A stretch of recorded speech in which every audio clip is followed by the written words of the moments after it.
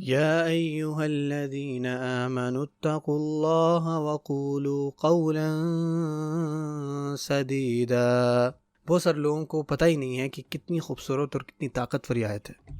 جب بھی کسی کا نکاح ہوتا ہے نا تو یہ اس وقت بھی پڑھی جاتی ہے. آپ کسی کی بیٹی یا کسی کے بیٹے کے ساتھ آپ ملنے لگے ہو، اللہ تعالیٰ فرماتے ہیں کہ دھیان رکھو آپ کس طرح بات کرتے ہو. اللہ تعالیٰ کا تقوی اختیار کرو، اس کا جس نے تمہیں پیدا کیا اور جو تمہارے لیے چیزیں ہموار کرتا ہے. وہ آپ کا رب ہے. رب وہ ہے جو آپ کو دیتا ہے، آپ کا دھیان رکھتا ہے، آپ کو پروان چڑھاتا ہے. تو اس رب کا ہمیشہ دھیان رکھو. تم سب جو ہے وہ آدم علیہ السلام کی اولاد میں سے ہو. تم خود کو جتنا مرضی ایک دوسرے سے مختلف سمجھو، تم سب کے جو والد ہیں وہ آدم علیہ السلام ہیں. تم سب کی جو والدہ ہیں وہ حوا علیہ السلام ہیں. چاہے تم خود کو جتنا مرضی مختلف کہتے رہو. اس لحاظ سے تم سب بہن اور بھائی ہو. دھیان رکھو تم کس طرح ایک دوسرے سے بات کرتے ہو. تو اللہ تعالیٰ فرماتے ہیں اے ایمان والو، ہمیشہ تقوی اختیار کرو اپنے رب، اور ہمیشہ وہ باتیں کرو جو سب سے سیدھی ہوں.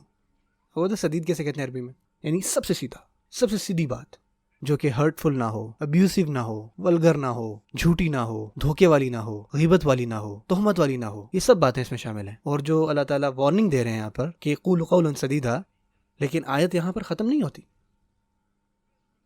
آگے آیت میں آتا ہے یصلح لکم اعمالکم ویغفر لکم ذنوبکم. اللہ تعالیٰ یہ فرماتے ہیں کہ اگر آپ زبان سے ہمیشہ صحیح باتیں کہیں گے تو ہم آپ کی نیکیاں جو ہیں قبول کریں گے. اس کا مطلب یہ ہے کہ اگر آپ بری باتیں منہ سے نکالتے ہیں تو پھر وہ آپ کے اعمال قبول نہیں کرواتی.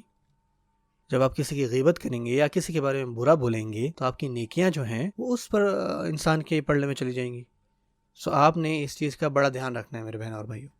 اللہ تعالیٰ یہ فرماتے ہیں کہ جب آپ سیدھی بات کرتے ہیں، جب آپ بالکل ٹھیک کہہ رہے ہوتے ہیں، یصلح لکم اعمالکم، تو اللہ تعالیٰ آپ کے اعمال جو ہیں ان کی اصلاح کرتے ہیں، آپ کی نیکیاں قبول فرماتے ہیں. میں خود کو اور آپ کو یہ بات یاد دلاتا ہوں کہ دھیان رکھیں ہم کیسے بات کرتے ہیں. ہمیشہ عزت سے بات کریں، بہتر بننے کی کوشش کریں. بے شک آپ جیسے بھی تھے پہلے، اچھی باتیں کہیں، بری باتیں یا گالیاں دینا یا برے جملے کہنے سے پرہیز کریں. اگر آپ کو کسی سے اختلاف ہوتا ہے تو اس کو بھی عزت سے کریں. اللہ تعالیٰ اس کے بدلے میں آپ کو جنت الفردوس عطا فرمائیں گے. یہ اللہ تعالیٰ کی طرف سے گارنٹی ہے.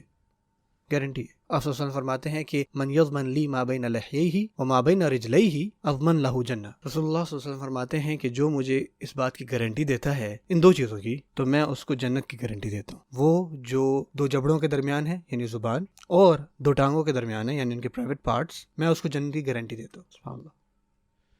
جو بہت آسان اور سمپل لگتا ہے لیکن یہ پوری زندگی کا ایک چیلنج ہے. سبحان ربی الاعلیٰ. اللہ تعالیٰ ہمارے لیے چیزیں آسان فرمائے.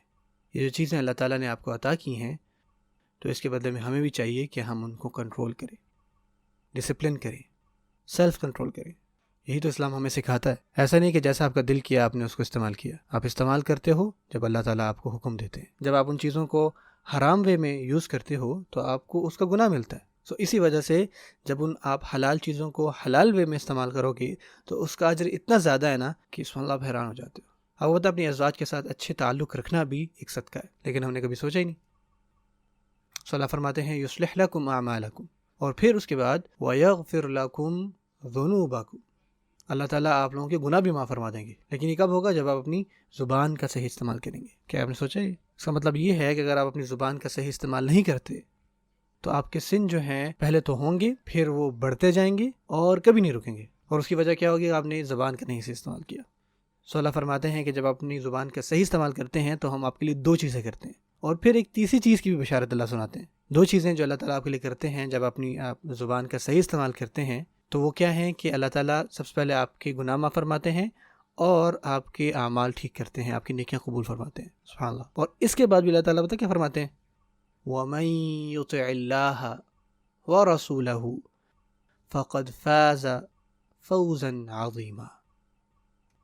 جو بھی اللہ تعالیٰ اور اس کے رسول کی اطاعت کرتا ہے تو اس میں کوئی شک نہیں کہ اس نے بہت عظیم کامیابی کو پا لیا. اگر آپ کو کامیابی چاہیے نا تو اللہ فرماتے ہیں کہ سب سے پہلے اپنی زبان کو قابو میں کرو. اس چیز پہ دھیان دیں کہ آپ کیسے بات کرتے ہیں لوگوں سے.